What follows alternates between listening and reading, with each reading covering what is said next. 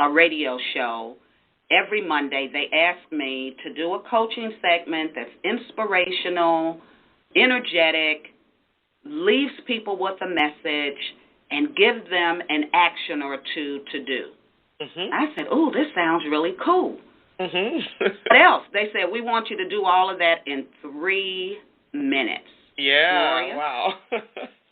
Gloria? And so? Yes, and I did it first year, and the audience loved it. I was the one coach they brought back, so now I'm 2 years into this. Mm-hmm. And I tell you, I have got this 3-minute thing, and it's engaging, and I love it. And that, talking about stretching me out of my comfort zone, that was one major thing, and I was afraid. My first ones, I was afraid. I procrastinated. To your point earlier about procrastination, that I will say to people, a lot of times fear is underneath the procrastination. So I was procrastinating, sending this one audio in to them, and just procrastinated. And I kept saying, what is this all about? The procrastination was about I was afraid it wasn't perfect.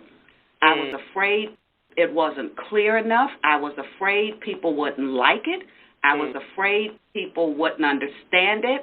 And those fears kept me from pushing the send button. Yeah. And I said, look, remember what you do with other people. Yes. getting ready. Okay, when are you going to cross that line and go? And so I pushed the button, and, you know, it's not always perfect, and I had to challenge again this belief that kind of came with me throughout most of my life, of that things somehow needed to be perfect. There's no such thing as perfection, and that we mess up. We all mess up. Lonnetta, what I love about you is that you not only have a process that you use with other people, but you also turn it around and you use it for yourself. I have to. Yeah. I have to. You know, you probably have heard this, but you are familiar with Les Brown's work, and he always talks about fear as being like an acronym. False expectations appearing real is what he says. Yes. Yeah. And so oftentimes we cripple ourselves. I mean, we really limit ourselves because of that fear of wanting to be perfect or wanting to have it just so. But oftentimes the people that we're wanting to connect with don't see those imperfections. Absolutely. And when we can show ours, when I can show mine, and I talk about shifting perspectives, taking those words that have always seemed negative and scary to us, words like fear, words like stress, words like sacrifice. That sacrifice word, people thought, okay, so if I sacrifice, I got to give up something.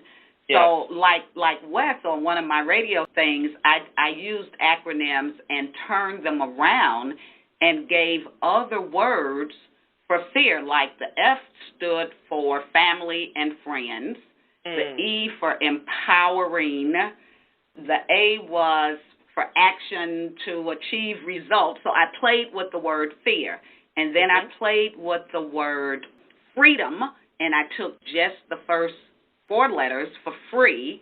Then I played with the word soar, like an eagle, strength, opportunities, and aspirations to achieve results. So my action on that show was to get people to pick 2 or 3 words that kind of hold them back, and then it was called the word game or the letter game. And this was my way of helping people.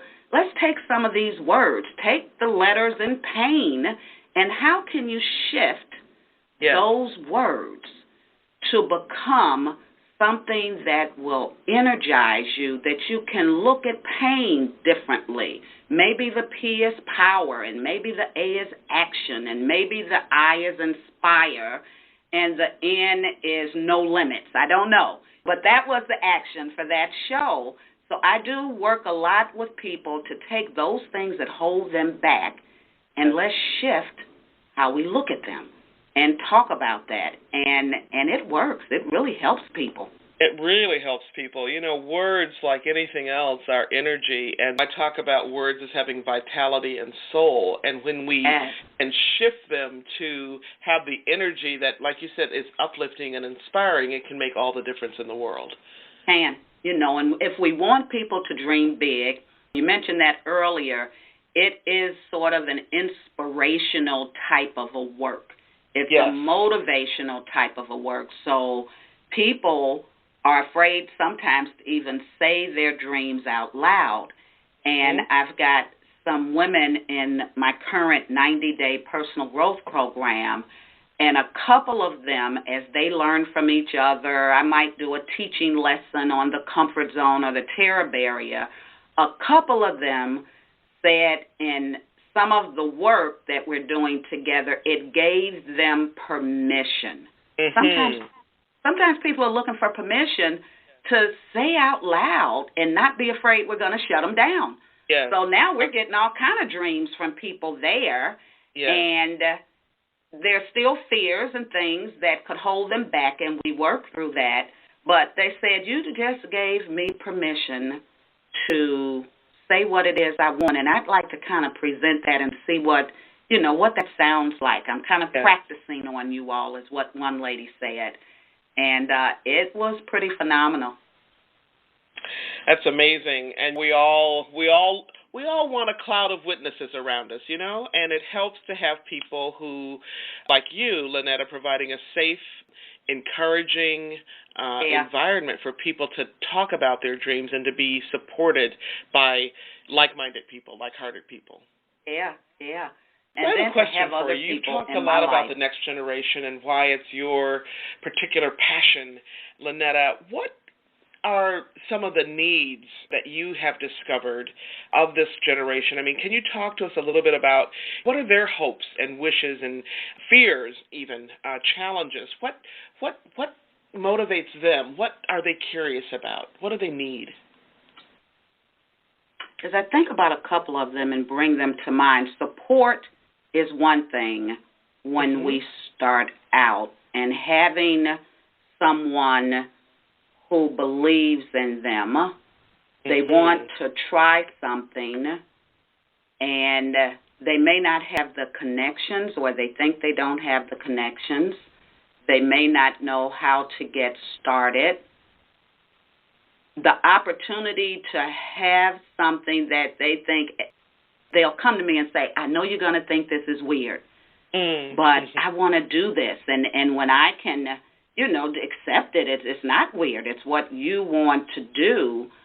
So many times they're afraid to say what it is because they think it doesn't fit into what society, either their close circles or the larger society. And that belief is a piece. Encouragement that they can and should do what it is that they want to do, and support a lot. So there are a couple of people that asked me to be on their board of directors, and they want to be able to guide me. I want you to be on my board, and this is what I need from you. So to be able to practice, I think they practice a lot on us and on me, how things are going to be received. So they need a place to experiment and a place to practice. They're not as fearful. This generation, particularly those in their 20s and 30s, they're not as fearful, except we've judged them so hard. The millennials in particular, there's so much about the millennials, and they don't work the same way, and they don't have a strong work ethic, and that's not true. But we need to see what it is, and throwing everybody into the same pot, it makes them nuts. I'm a millennial, but I think like you do. Some of them feel like they're more compatible with me than they are with another millennial, so they want to be seen as individuals and unique, and so not being put in the same pot with everybody, and they want to be seen for who they are and they don't want to be judged. And that's like all of us. But we've got a lot of judgments. And I can remember the generation before me judging us and saying this is the way we did things. Well, I don't want to do that. And so I haven't done that. So I take the lessons from my life and before me, and some are good and some don't work. And that I'd be sort of, Gloria, abdicating my responsibility to the next generation if I say this is how it's always been done, and therefore I'm going to try to pass that on to you. That's not what they need. And so they're looking for someone who will listen, and the wisdom, and there's wisdom, like you say, it's mutual, but they also want advice. They want mentorship. The young man that I mentor, he's got big dreams, and he's all over the place, and helping him to prioritize is one of the things.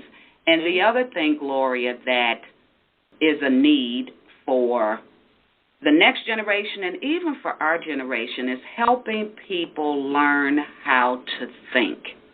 And that is a biggie with me and the next generation, is how do we learn how to learn? How do we learn how to think? How do we take something and ask the questions, starting with what's your why? And that has been a biggie for the next generation, is getting them.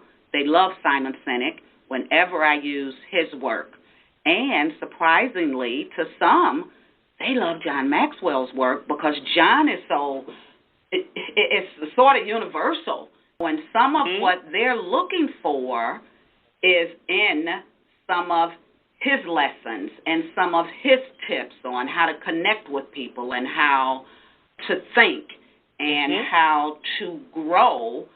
And I don't know if that really kind of gets at when you say what are their needs. It's different for each one, but at the base, it's support, non-judgmental, and someone who is willing to listen and have fun with them and not be so serious. You know, and again, my siblings taught me, you don't have to be so serious. You know, I know you're the oldest, and I know Mama probably put a whole lot of pressure on you, but you don't have to be so serious.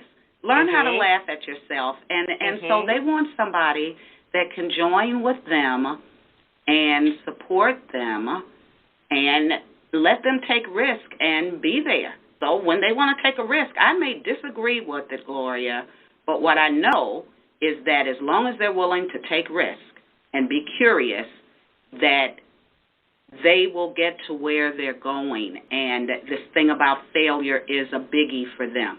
So that's need is helping them understand and shift their perspective around failure, because they put a lot on themselves and they don't want to fail because of the judgment. So there's that failure judgment support, kind of connecting those dots as I partner with them or coach them is what I'm kind of thinking about in terms of their needs. Well, I really appreciate all of the points that you made, Lonnetta. And one of the big things I want to lift out is that, like every generation, there are individuals in that clump that we call millennials or Gen X or whatever the next generation happens to be labeled, and people just want to be treated as individuals, regardless of where they live on the planet, regardless of what age they are, really, right? Yeah.